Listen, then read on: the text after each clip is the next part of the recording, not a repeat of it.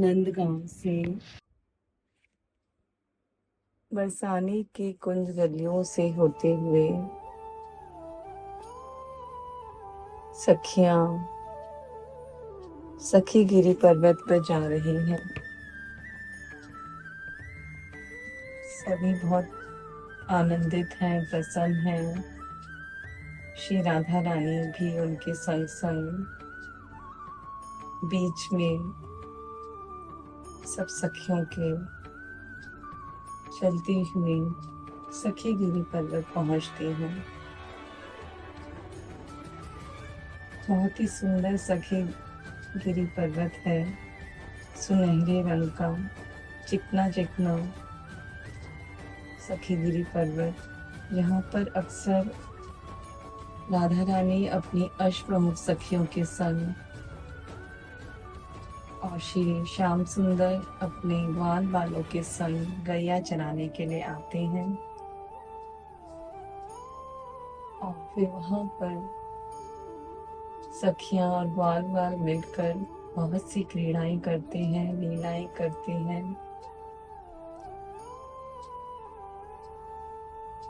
सखीगिरी पर्वत पर बहुत सारी लीलाओं की चिन्ह आज भी मौजूद हैं। गोपियों के चरणों के चिन्ह, कान्हा की बंसी, मुकुट, प्रेम कटारी, गोपियों के हाथों के चिन्ह, गैया के फूलों के चिन्ह, अनगिनत चिन्ह आज भी वहां पर दिखाई देते हैं को। खेल खेल में आज सभी सखियां ललिता सखी का विवाह कान्हा से करवाएंगी। बहुत सुंदर मंडप सजाया है, सुंदर सुंदर फूलों से उस मंडप की रचना की है। स्वर्ण कटोरी में मेहंदी को घोल कर रखा है और स्वर्ण कटोरी में ही आलता भी सजाया है। सखियां सब एक दूसरे को मेहंदी रचा रही हैं, आलता लगा रही हैं और खेल खेल में वो सब क्रीड़ाएं कर रही हैं। भोलेपन में, बालकपन में उनकी ये क्रीड़ाएं लीलाएं देख देख कर सखीगिरी पर्वत भी पिघलने लगते हैं। जब श्यामा श्यामजू सखियों के संग इस पर्वत पर आते हैं तो पर्वत भी उनके प्रेम में पिघलने लगता है और जो जो लीलाएं भगवान करते हैं उनके छाप उस पर्वत पर पड़ती चली जाती हैं। सुंदर मंडप, सुंदर चारों तरफ का वातावरण सजाकर सखियां अपने हाथों में मेहंदी लगाकर बैठी हैं और तुम विद्या सखी जी खेल खेल में कान्हा की पीताम्बरी से ललिता जू की चुनरी को कटजोड़ कर देती हैं और कहती हैं कि आज हम कान्हा और ललिता जू का विवाह रचाएंगे। इस समय इनकी आयु 7 वर्ष की है और सब प्रसन्न हो जाती हैं, प्रफुल्लित हो जाती हैं। सबके अंदर विवाह का उत्साह भर जाता है कि वो कैसे ये उत्सव में ज्यादा से ज्यादा आनंद को प्राप्त कर सके। ये सब भगवान के संग सखियों की अतरंग लीलाएं हैं। अपनी अंतरंग सखियों के संग भगवान ये लीलाएं करते हैं। सखी गिरी पर्वत पर 5 तीर्थ हैं। चित्रशिला, चित्र विचित्र शिला, मानिक शिला, पुष्कर कुंड और 56 कटोरा, इनको 5 तीर्थ की उपमा दी गई है। यहाँ पर भगवान ने बहुत सारी लीलाएं करी हैं। आज भादों का महीना है और वामन द्वादशी है और भगवान का विवाह ललिता जी के संग हो रहा है।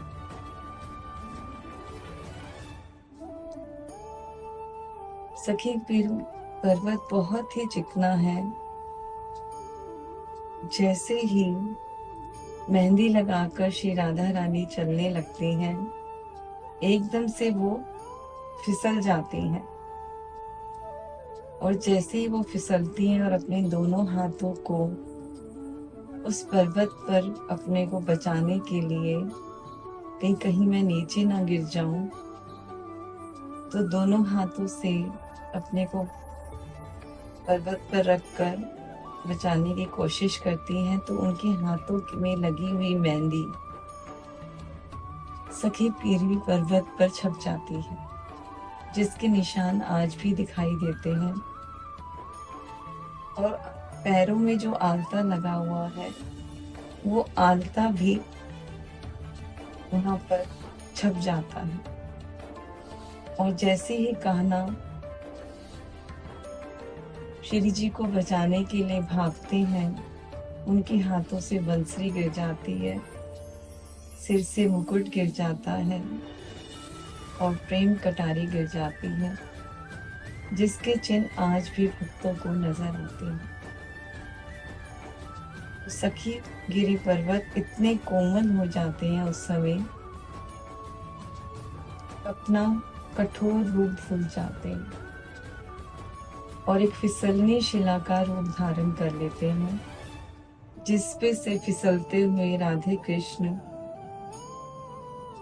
खेल खेलने लगते हैं और सब सखियां उनके पीछे फिसलनी शिला पर फिसलने लगती हैं। सब इस क्रीड़ा का आनंद ले रहे हैं और भाग भाग कर बार बार सभी सखियां फिसलनी शिला पर आती हैं और फिसलना शुरू कर देती हैं। सभी सखियों के चरणों में आलता लगा हुआ है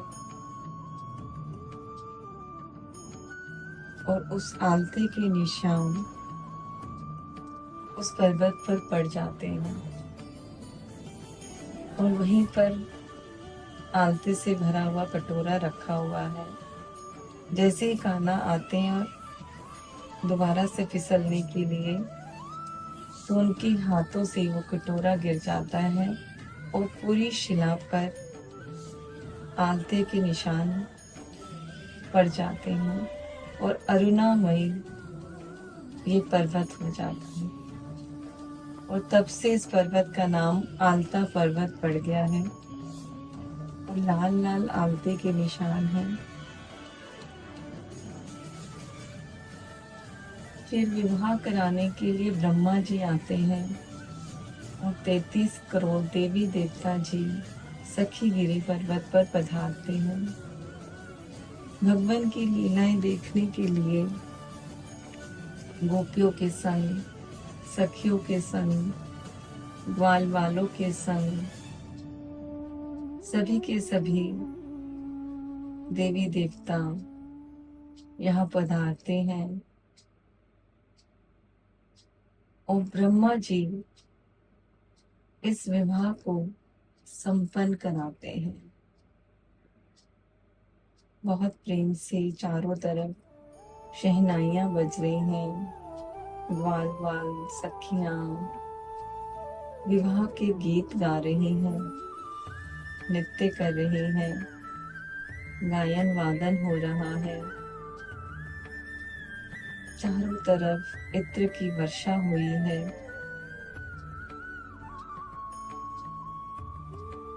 सभी सखियां ललिता जी को बहुत सुंदर दुल्हन का रूप धारण कराती हैं उनको सुंदर नीले रंग की मयूर पंख की साड़ी पहनाती हैं। ललिता सखी का रंग जो है वो रोचन है, बहुत गोरी है ललिता सखी।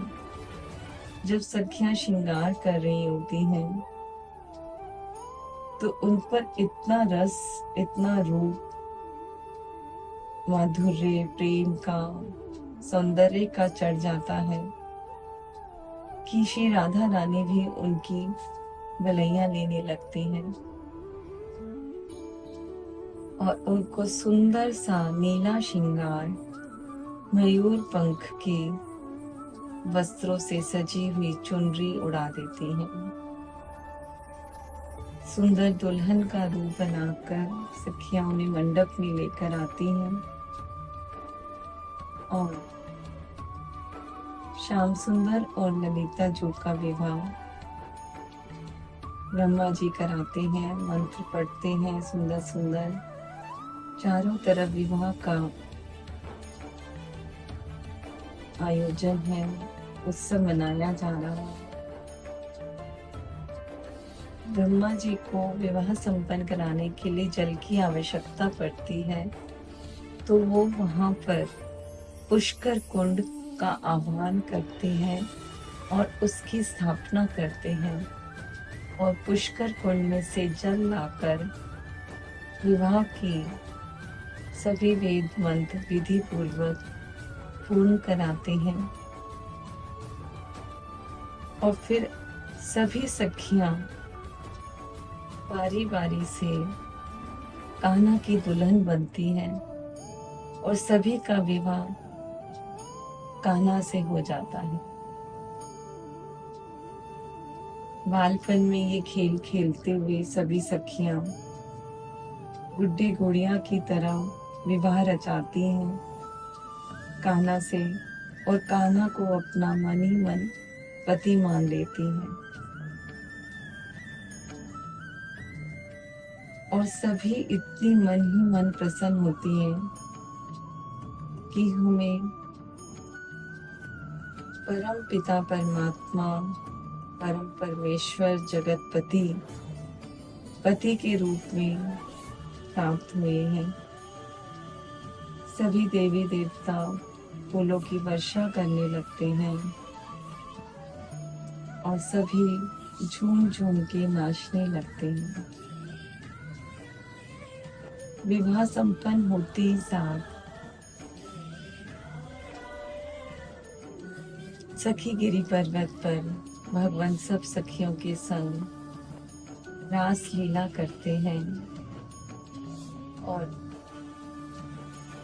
चित्र विचित्र शिला पर जाकर सुंदर रास मंडल सखियां सजाती हैं, जिसपे कान्हा मध्य में खड़े होकर बांसुरी वादन करते हैं। इतनी सुंदर बांसुरी बजा रही है कान्हा, जैसे ही वो अपनी उंगलियां उस पे तिरकाते हैं और उसमें फूंक डालते हैं तो पूरा का पूरा वातावरण शब्द ब्रह्म की ध्वनि से गुंजायमान हो जाता है और चारों तरफ सुंदर सुंदर मधुर स्वर गूंजने लगते हैं और सब सखियां उस स्वरों की गुंजन में मदहोश होकर थिरकने लगते हैं। उनके पग जिनमें पायल पहनी हुई है, मोटे मोटे घुंघरू हैं उनमें, वो सब एक सुरताल में थिरकने लगते हैं। कान्हा की वंशी के संग गोपियां, सखियां, श्री राधा रानी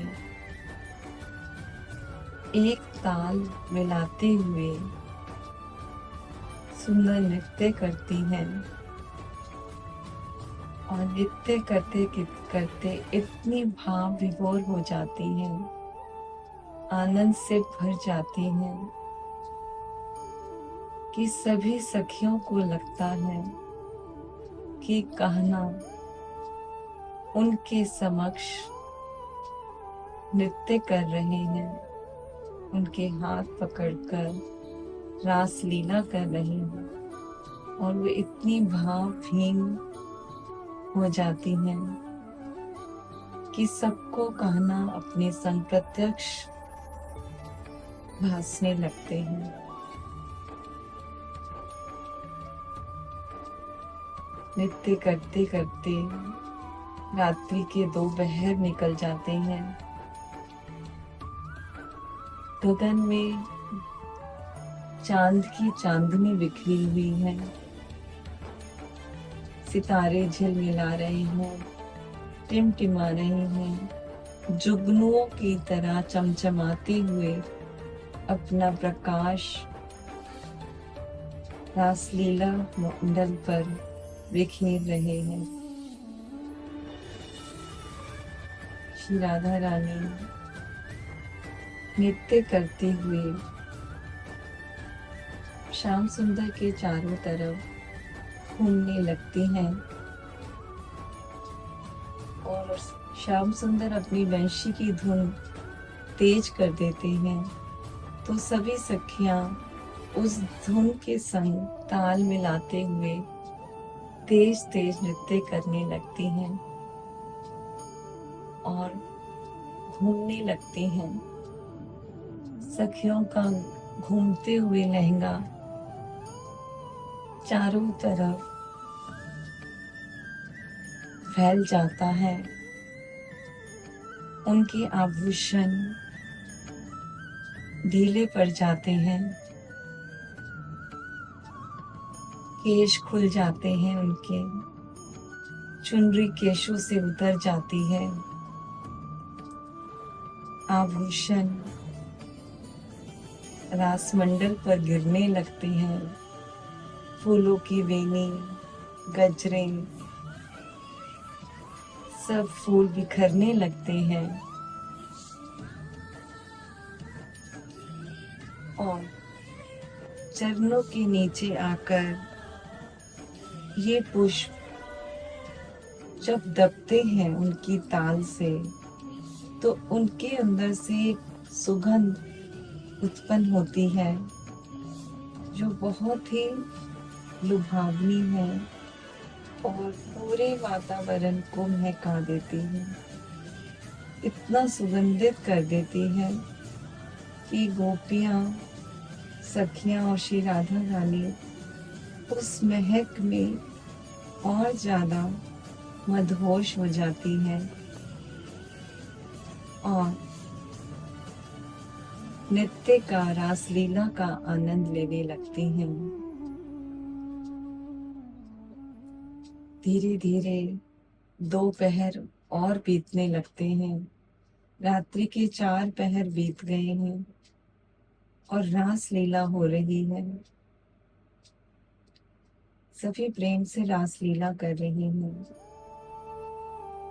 फिर कान्हा देखते हैं कि सखियां थोड़ा सा थक गई हैं, तो वो अपनी वंशी की धुन को धीरे धीरे विश्राम देने लगते हैं और सखियां भी नृत्य की ताल को धीरे धीरे मध्यम करती हुई रास मंडल पर धम से गिर जाती हैं।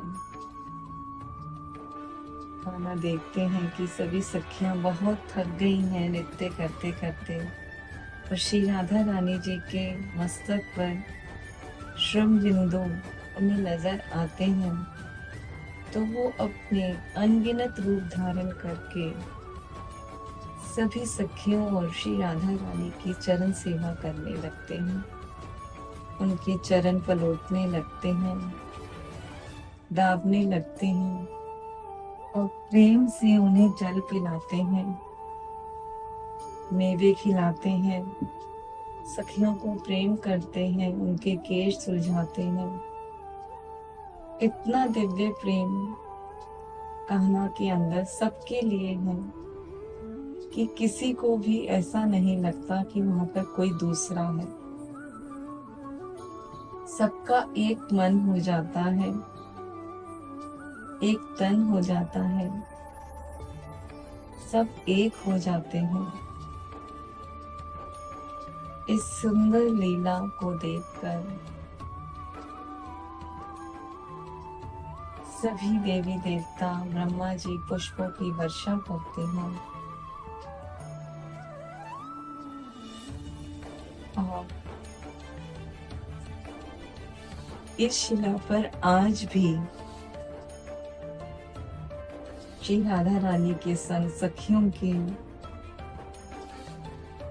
निशान हैं रासलीला करते हुए।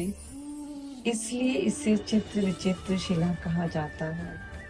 जब पूर्णिमा का चांद अपनी पूरी चांदनी लेकर बिखरता है तो सखी गिरी पर्वत पर रासलीला प्रकट हो जाती है और दोपहर की सूर्य के प्रकाश में भी ये चित्र अंकित होते हैं। कभी छिप जाते हैं, कभी अंकित हो जाते हैं, इसलिए इसे चित्र विचित्र शिला कहा गया है।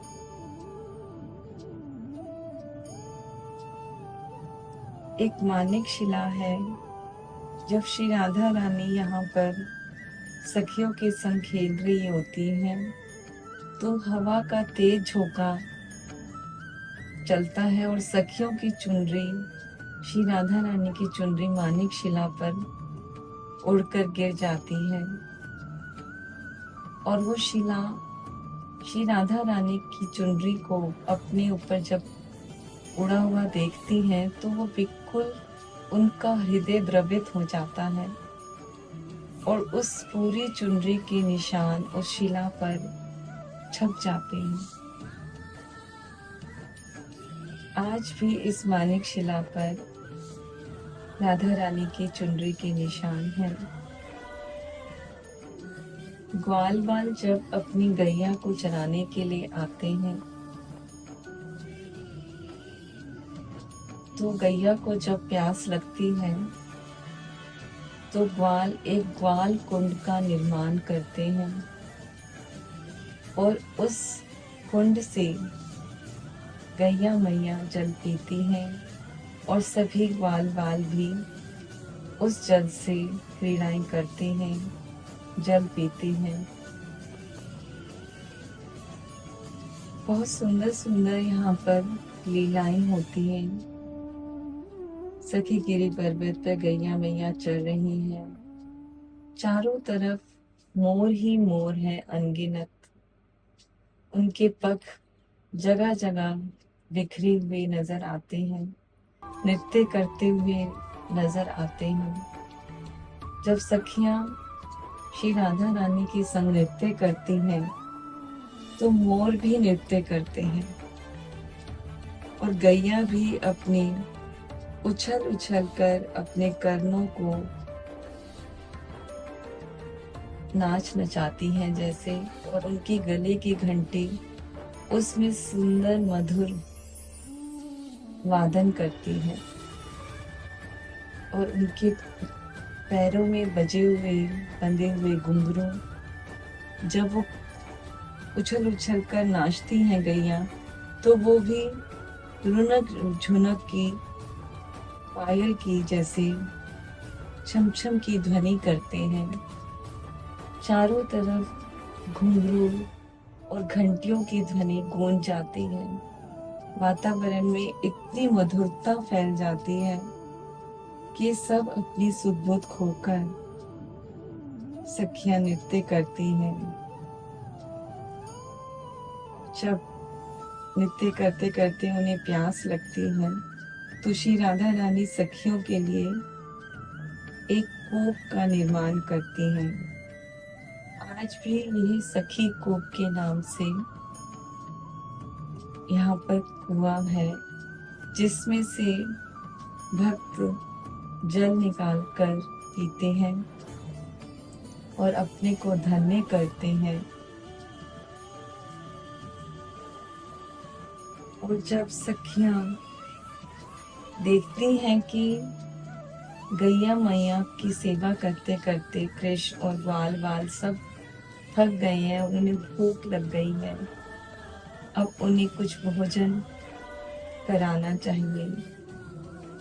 स्त्री का धर्म यही है कि जब कोई भी भूख से व्याकुल हो तो वो उन्हें तृप्त करे भोजन से। तो सखियां सखीगिरी पर्वत पर 56 कटोरे बनाती हैं। सुनहरे रंग के 56 कटोरे छोटे छोटे बनाती हैं और 56 भोग बनाती हैं वहीं पर्वत पर, और ग्वाल बालों के संग हमारे गावरिया कान्हा को 56 भोग परोसती हैं। किसी में दही का रायता, किसी में साग, किसी में चटनी, किसी में खीर, किसी में खिचड़ी, किसी में रोटी, किसी में तरह तरह के पकवान परोसती हैं और बहुत आनंद लेके बाल बाल के संग श्याम सुंदर ये भोजन करते हैं। और कान्हा की ये अंतरंग लीलाएं करते हुए सभी सखियां तरह तरह के उत्सव की यहाँ पर रचना करती हैं और तरह तरह के खेल खेलती हैं और कहते हैं कि कण कण में इस पर्वत के किशोर और किशोरी जी विराजते हैं और सखियों की मधुर खनक सुनाई देती है। खेल खेल में भगवान ने यहाँ पर 7 वर्ष के हैं छोटे से बाल रूप में मिट्टी के बहुत से खिलौने भी यहाँ पर भगवान ने बनाते थे जब वो खेलने के लिए आते थे।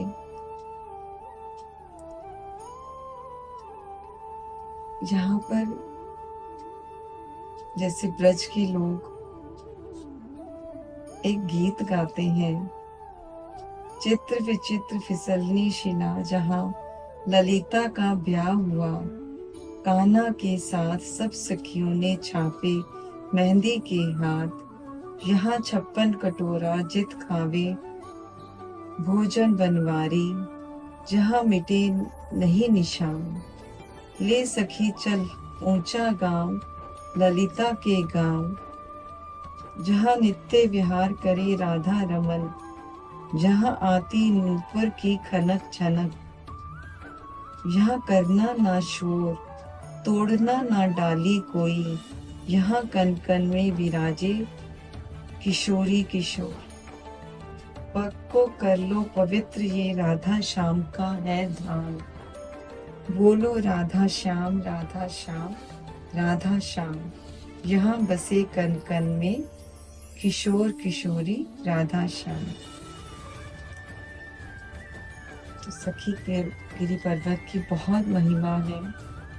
यहाँ पर बहुत से संत तपस्या भी कर रहे हैं और काफी ऊंचा स्थान है। जब इस पर हम इन 5 तीर्थ के दर्शन करते करते पर्वत पर ऊंचे पहुंच जाते हैं तो बरसाने के चारों तरफ के दर्शन होने लगते हैं।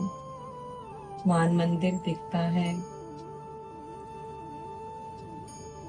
श्री राधा रानी का ब्रह्मांचल पर्वत पर बनी हुई अटारी नजर आती है, नंदेश्वर पर्वत पर नंद भवन नजर आता है, अटोर पर्वत पर श्री ललिता जी का महल नजर आता है,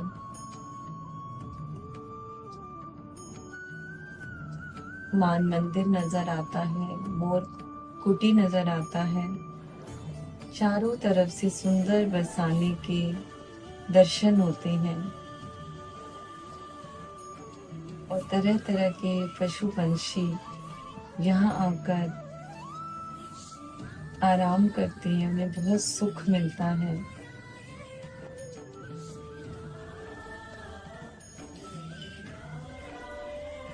और प्याला को रचाने के लिए जब भादों का महीना आता है तो वामन द्वादशी पर यहाँ ललिता और श्याम सुंदर जी का विवाह रचाया जाता है।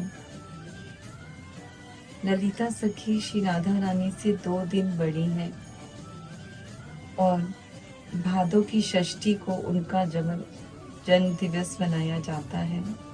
दोपहर के 12 बजे कहते हैं उत्सव मनाया जाता है और श्री ललिता जी प्रधान सखी हैं श्री राधा रानी की और लाडली लालजू से दोनों से ही बड़ी हैं, तो वो बड़ा अधिकार रखती हैं उन पर और उनको डांट भी देती हैं तरह तरह से और हमेशा श्री राधा रानी के पक्ष में खड़ी रहती हैं और डांट डांट में उनको इतना अधिकार लाडली लालजू ने दिया हुआ है कि ललिता जो उन्हें धूर्त भी कह देती है और श्री राधा रानी को कलंकनी भी कह देती है कि तूने इस काले से प्रेम करके विश्वानु के कुल को कलंक लगा दिया है।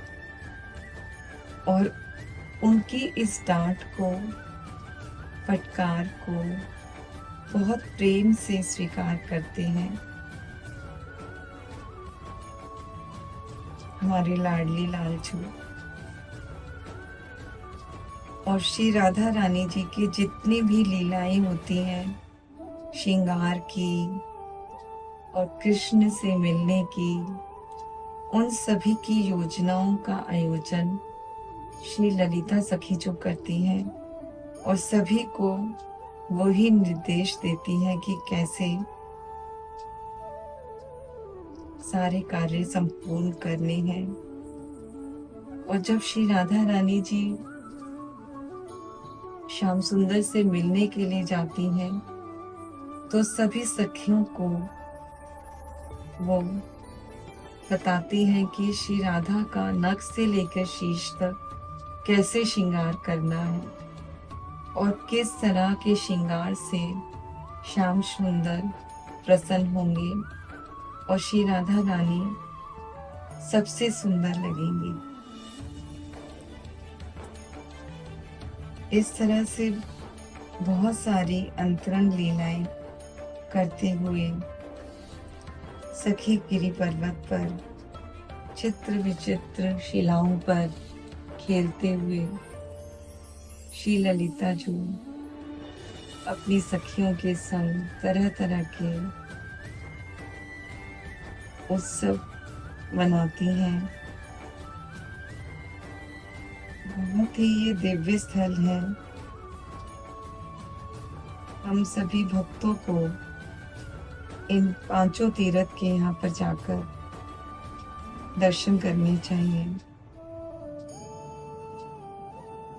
इस तरह से ऊंचा गांव के दोनों पर्वत, अटोर पर्वत और सखीगिरी पर्वत की हमने लीलाएं करी और आनंद लिया यहाँ पर और अपने भाव से उसको अपने हृदय के भीतर हमने बसाया और हमारे हृदय में ऐसा सुंदर चित्र अंकित हो गया कि हमें स्पष्ट दिखाई देने लगा कि सखीगिरी पर्वत पर